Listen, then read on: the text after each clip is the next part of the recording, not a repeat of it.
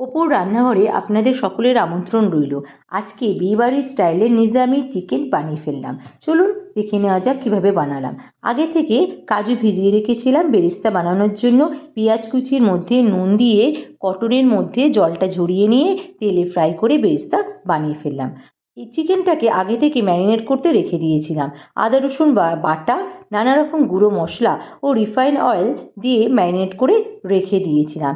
এরপর কড়াইয়ের মধ্যে তেল গরম করে তার মধ্যে তেজপাতা, গোটা জিরে আর গোটা গরম মশলা ভালো করে ফ্রাই করে নিলাম এবং আগে থেকে ম্যারিনেট করে রাখা মাংসটা, চিকেনটাকে কড়াইয়ে দিয়ে দিলাম।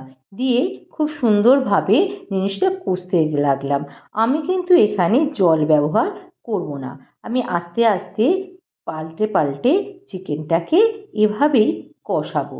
যখন দেখব হালকা তেল ছুটছে তখন আমি চাপা দিয়ে দেবো।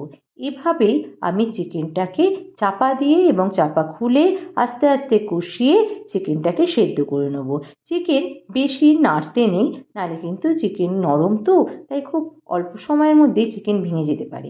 এরপর ওপর দিয়ে বেরেস্তা চড়িয়ে আবার চিকেনটাকে কষিয়ে নিলাম। আমি কিন্তু এখনও জল ব্যবহার করিনি। এরপর কাজু বাটারটা দিয়ে দিলাম এবং কাজু বাটার মধ্যে একটু জল নিয়ে, গরম জল, এবার আমি চিকেনের মধ্যে মেশালাম এবং আবার আস্তে আস্তে কষাতে লাগলাম। এরপর নুন দিলাম, নুন দিয়ে আবার কষাতে শুরু করলাম। এভাবে চিকেনটাকে সেদ্ধ করতে হবে।